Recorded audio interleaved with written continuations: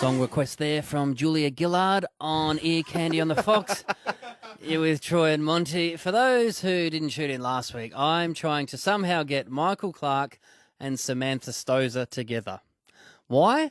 Because I've put a $5 legitimate bet on Sportsbet that they will be engaged by 2011. I cannot believe this is a bet that you can put on. It's a real bet, and I'm on it. And if it happens, I will win $525.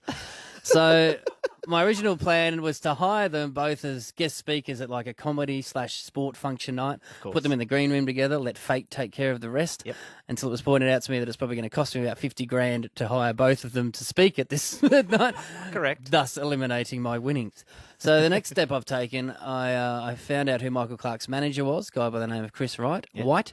I wrote him an email, found his website, got an email back after I requested the service of Michael from him saying, "Dear Troy, I'm afraid I live in England and only represent jazz singers. Call me crazy, but perhaps there's another Chris White management in the world." Of course. So I lucked out there as well. Now, I thought, enough messing around. It's time to cut out the middlemen, these managers, go straight to the source, and use my talent as both writer and a wooer of women, if you will. So I wrote a letter to both of them. Haven't posted them yet. I want some feedback from you to tell me, are these letters ready to send? All right. Okay. Yep. So here's the first letter.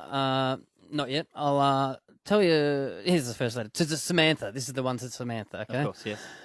Dear Samantha, you will notice that accompanying this letter is a CD. Please pop it in your player and press play before you continue reading. Samantha, I write to you from a number of personas. A fan, an admirer, a peer, but most of all, a simple boy. Samantha. Samantha, pop the CD in your player and press play. Samantha, you inspire me both as an athlete and as a human woman. You make me want to be a better man. You had me at hello. I've tried to ignore the feelings I get when I see you play, hear you speak, watch you walk your dog.